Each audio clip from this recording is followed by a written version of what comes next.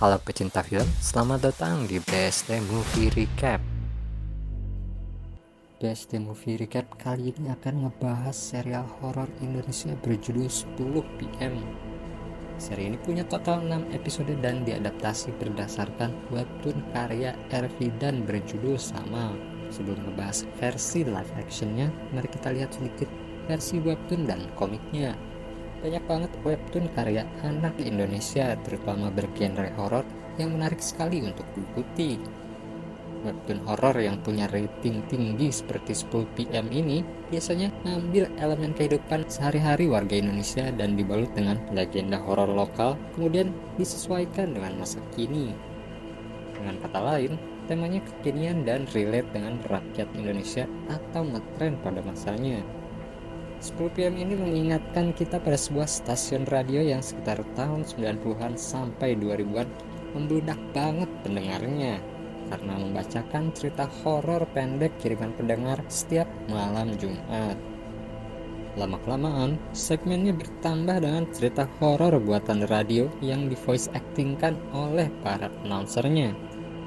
Tapi tetap aja seru karena mereka selalu bisa ngasih cerita dengan tema yang berbeda setiap minggunya. Beberapa stasiun radio lain pun mulai membuat acara horor yang sama, bahkan difilmkan atau diserialkan. Tapi tetap aja nuansa dan pembawaannya nggak bisa ngalahin stasiun radio yang pertama kali bikin acara tersebut.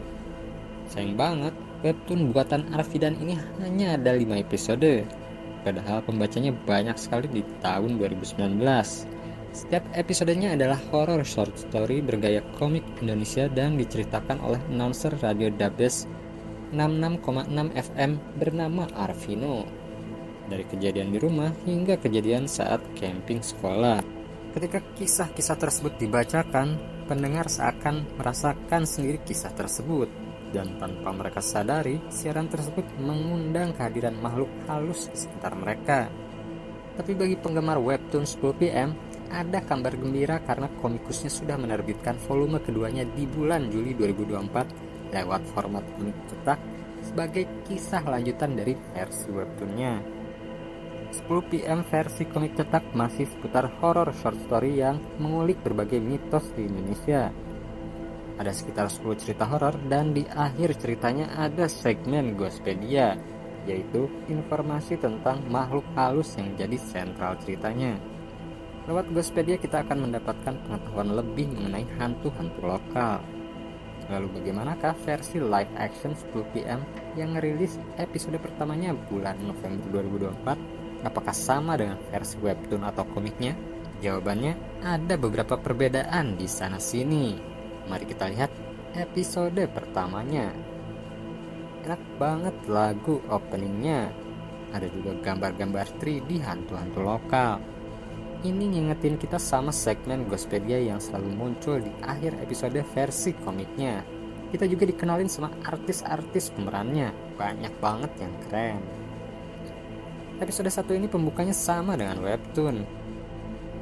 Arvino mengeluarkan kata-kata pembuka program radionya, 10 PM. Cuman rambutnya yang ini hitam dan nama stasiun radionya beda, Soul FM. Mungkin nanti ada penjelasannya, apakah ini Arvino yang sama atau Arvino lain yang dikasih kutukan yang sama? Kita masih belum tahu. Biasanya Arvino langsung cerita hantu, tapi di serial ini Arvino berkhotbah dulu dengan nada yang ngancam pendengarnya untuk hati-hati dengan dosa masa lalu. Ngomong-ngomong tentang dosa yang erat kaitannya dengan agama, jika dibandingin sama versi webtoon dan komiknya, komikus Arfidan bilang serialnya ini punya nuansa yang lebih agamais, khususnya Katolik. Versi komiknya pakai legenda makhluk halus lokal seperti pocong yang berkaitan dengan Islam. Tapi karakter atau elemen ceritanya nggak ada yang berhubungan dengan agama, khususnya Islam. Di serial ini, karakter utamanya adalah Fiska yang beragama Katolik. Makhluk halus jahatnya pun diambil dari kisah-kisah Katolik. Ini bikin plot ceritanya lebih kuat, tambah terasa teror dan horornya, serta memperluas wawasan kita tentang jenis-jenis hantu dan dosa apa yang diwakilkan oleh hantu itu. Karena jika dosa yang mereka wakili itu relate dengan si korban, pastikan korbannya akan lebih takut, merasa bersalah, dan lebih menderita. episode 1 punya judul Lust atau hawa nafsu.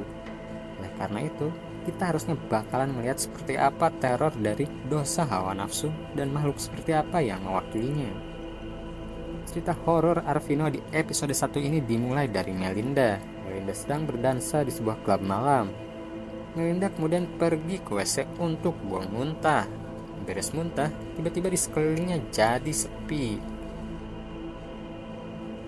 Muncul angka 7 berwarna merah di kaca WC kayak ditulis pakai darah. Melinda kemudian keluar WC. Klub itu kosong sekali. Dia masih sempoyongan dan ngira kalau dia lagi dikerjain. Tapi dia ngeliat ada satu orang di klub itu. Melinda bertanya sama orang itu kenapa klubnya jadi kosong. Orang itu ngebalik dan ternyata wajahnya sama persis dengan Melinda. Tapi tiba-tiba mukanya jadi ngeri, terus nyekek. Adegan langsung berpindah ke rumah sakit.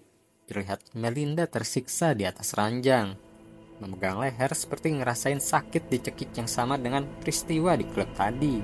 Suasana tambah tegang soalnya Lisa, pasien di sampingnya, teriak tolong tapi ketutup sama berisiknya alarm darurat. Gordennya juga tiba-tiba nutup sendiri. Alarm daruratnya nyampe ke suster yang tampak lagi tiduran di pos jaganya. Suster ini adalah karakter utama serial ini dan bernama Fiska. Dia langsung pergi ke ruang perawatan. Setibanya di sana, Suster Fiska nanya sama Lisa apa yang terjadi. Bisa ngasih tahu kalau Melinda, pasien tetangganya, kejang-kejang. Ketika dilihat Melinda dalam keadaan tenang dan monitor jantungnya juga normal, gak berisik kayak tadi. Lisa kesel karena dia yakin gak bohong. Dia pengen pindah kamar inap karena takut. Suster Fiska baik banget. Biar Lisa jadi tenang dan bisa tidur, Fiska ngajak berdoa ala Katolik dan nungguin Lisa sampai bisa tidur. Akhirnya Lisa bisa tidur tenang. Gak lama kemudian Suster Fiska yang ketiduran terbangun. Kejutan terjadi saat Suster Fiska ngecek Melinda. Gak ada orang di kasur itu. Pas keluar kamar, Suster Fiska ngeliat ada Melinda. Fiska manggil namanya tapi Melinda malah pergi. Melinda jalannya cepet banget. Suster Fiska ngeliat Melinda udah nyampe ujung tangga terus masuk ke sebuah ruangan. Ketika Suster Fiska sampai di ruangan yang dituju Melinda, terlihat Melinda lagi berdiri di jendela. Suster Fiska panik karena mereka ada di lantai yang cukup tinggi. Melinda kayak yang mau lompat bunuh diri. Benar aja, Melinda lompat. Dengan sigap, Fiska meraih tangan Melinda. Tapi Melinda malah nyakar Fiska. Seakan-akan ada sisi dari Melinda yang melarang Melinda untuk ditolong. Melinda pun jatuh. Kemudian kita melihat Fiska terbangun di kasur Lisa. Fiska kemudian buru-buru ngecek kasur Melinda. Kali ini Melinda ada tapi monitor jantungnya berbunyi nyaring tanda darurat. Fiska langsung lari manggil dokter.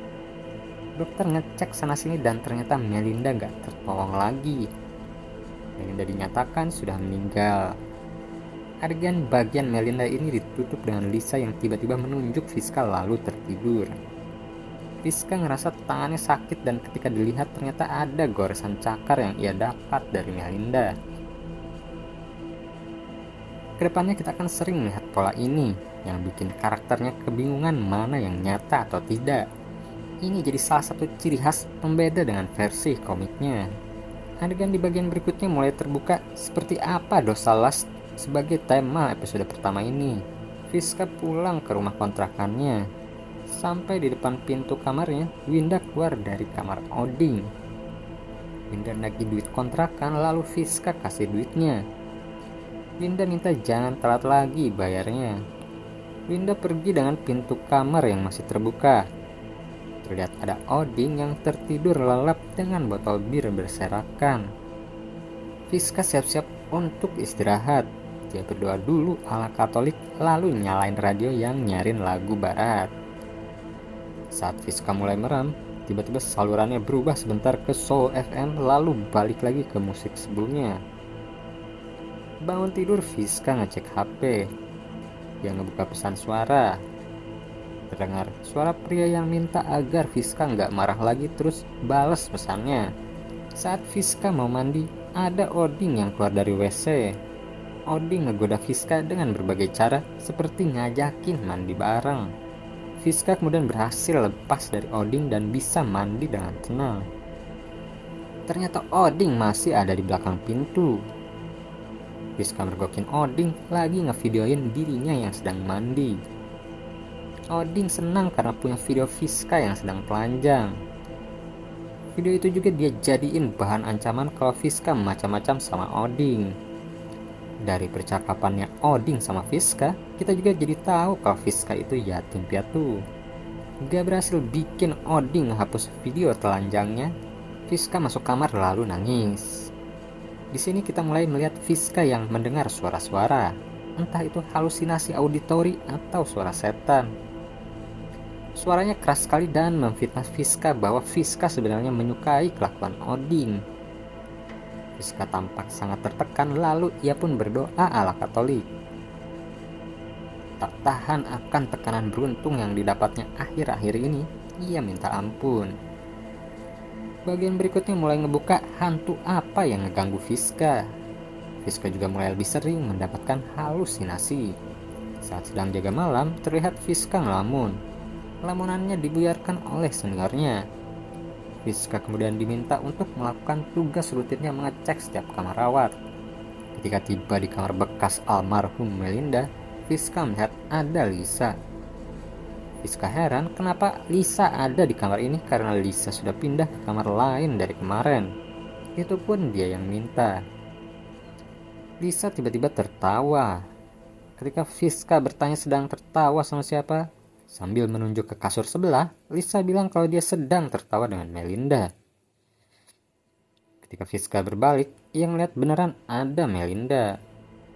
Melinda kemudian bilang kalau 43 menit lagi Fiska mau ditemuin sama makhluk yang minta jiwa para pendosa. Kemudian Melinda menusuk kuping Fiska. Suster senior mengguncang badan Fiska yang sedang berdiri sendirian dan berteriak seperti kesakitan lalu menyebut nama Lisa. Suster senior menenangkan Fiska lalu bilang bahwa Lisa ada di kamar sebelah. Setelah tenang, Fiska pergi ke kamar rawat Lisa. Di sana ada Lisa yang sedang main HP. Kemudian Lisa minta ditemani tidur lagi. Seperti biasa, Fiska mengajak berdoa terlebih dahulu. Fiska juga ikut tidur. Di sini kita mulai melihat peran Arvino yang berbeda dari versi komiknya. Fiska kebangun setelah mendengar ada suara radio. Suara sambutan pembukaan program 10 PM-nya DJ Arvino. Fiska nyari-nyari dari mana sumber suaranya. DJ Arvino bilang kalau dia mau memandu pendengarnya untuk menyusuri dosa-dosa yang pernah mereka lakukan di masa lalu. Arvino ngebahas doa nafsu dan hasrat birahi. Lalu di penghujung kalimatnya, ia menyebut nama Fiska. Entah apakah ini karena dicolok kupingnya sama Melinda atau bukan, setelah mendengar suara Arvino, Fiska tiba-tiba mendengar suara desahan, kemudian tubuhnya berpindah ke kamar Winda dan Odin. Fiska berpindah lagi ke masa SMA-nya di mana ia dipaksa ciuman sama pacarnya. Seperti Odin, pacarnya itu ngerekam kegiatan mereka dan ngancam mau nyebarin video itu karena Fiska nolak. Setelah berjalan di lorong sekolah, semua siswa ngeliatin Fiska sambil nyocokin wajahnya dengan video di HP mereka yang lagi viral. Mungkin inilah momen pertama Fiska yang bikin dia stres dan berhubungan dengan dosa birahi. Saking stresnya, Fiska berhalusinasi melihat langit-langit atap sekolahnya runtuh sambil berteriak. Fiska kembali lagi ke masa kini sambil berteriak. Lisa yang awalnya berusaha untuk membangunkan sambil menenangkan Fiska, tiba-tiba kepribadiannya berubah lagi. Lisa bilang ini bukan mimpi. Kini dari Lisa, ia mendengar lagi kata-kata fitnah yang berhubungan dengan dosa hawa nafsu. Fiska kesal bukan main. Dia nyekek Lisa sampai pingsan. Saat kejadian tersebut berlangsung, terdengar suara Arvino yang menarasikan peristiwa pencekikan itu. Arvino tertawa senang karena narasinya sesuai dengan yang ia ceritakan, bahwa Fiska tak bisa menahan nafsu kemudian berusaha membunuh Lisa. Beruntung, Fiska berhasil menahan diri untuk tidak mencekik Lisa lebih lama. Ia pun ke WC untuk menenangkan diri. Suara Arvino terdengar lagi oleh Fiska. Arvino terus menekan Fiska dengan narasi tentang dosa hawa nafsu dan Fiska yang so suci. Arvino mengancam Fiska akan masuk neraka karena dosanya dan akan dijemput sama Asmodeus. Tak tahan akan suara Arvino, Fiska menanyakan apa mau Arvino. Kita mendapatkan petunjuk tentang Arvino ketika ia bilang bahwa dirinya hanyalah pembawa pesan. Fiska kemudian melihat wastafel meluap air berasap dan mulai memenuhi lantai. Ia berusaha memanjat namun terjatuh.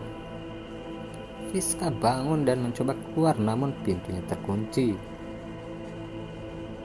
Terdengar suara wanita dari balik bilik toilet. Ternyata itu Lisa. Lisa kembali menekan Fiska tentang dosa hawa nafsu. Lambat laun dia mulai berubah menyeramkan.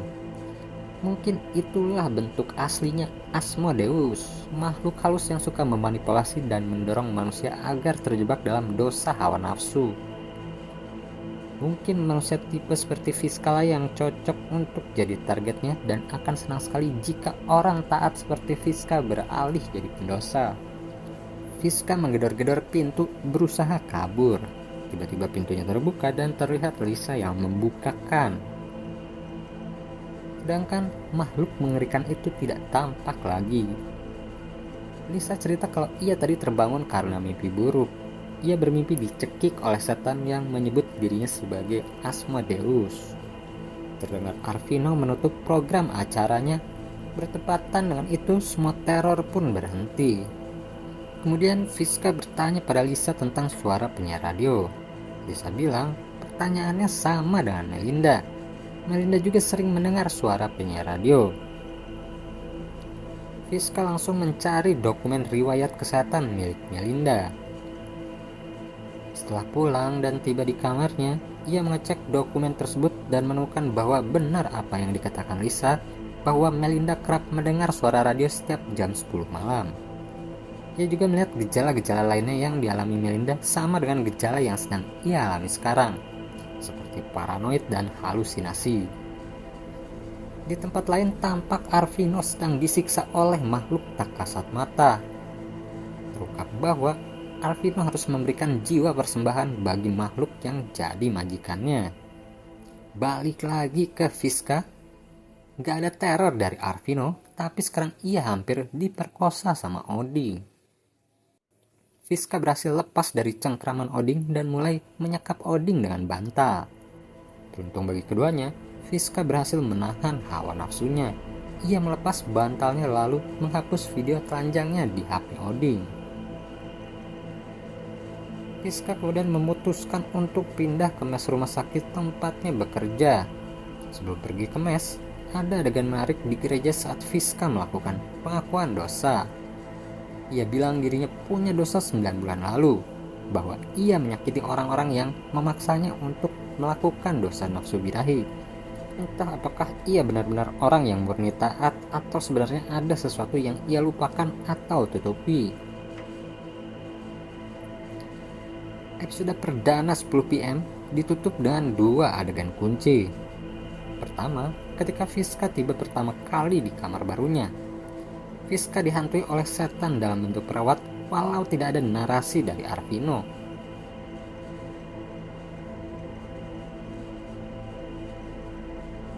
Yang kedua adalah ketika Arvino memulai lagi siaran 10 PM nya tepat jam 10 malam dan masih nyeritain tentang Fiska. Tapi kali ini ia akan diadu domba dengan teman sekamar barunya. Untuk akhir episode 1, Ghostpedia yang ditampilkan adalah Asmodeus. Asmodeus dikenal oleh umat Yahudi dan Kristiani sebagai Raja Iblis. Asmodeus merupakan simbol dari hawa nafsu. Menarik sekali bagaimana 10 PM live action ini dimodifikasi sedemikian rupa sehingga memiliki ciri khas tersendiri. Bagaimana karakter utamanya diserang terus-menerus untuk menguji imannya. Bagian mengerikan adalah terror time loop, kemudian terus-menerus dituduh dan difitnah agar karakter utama melakukan dosa yang diinginkan. dari setan yang jadi pusat cerita. Kita juga tahu kalau di sini Arvino jadi antek iblis. Dia seperti memiliki ilmu gendam atau hipnotis jarak jauh sehingga suaranya dapat masuk ke dalam kepala. Sepertinya setiap episode akan membahas dosa yang berbeda-beda dengan setan dan cara mengajak berdosa yang berbeda pula. Tapi entah apa sebenarnya alasan Fiska jadi target Arvino. Sekian video review 10 PM. Terima kasih telah menonton. Jangan lupa meninggalkan jejak dengan menulis di kolom komentar. Like kalau suka videonya dan subscribe BSD Movie Recap untuk hiburan informasi seputar film. Sampai jumpa di video berikutnya.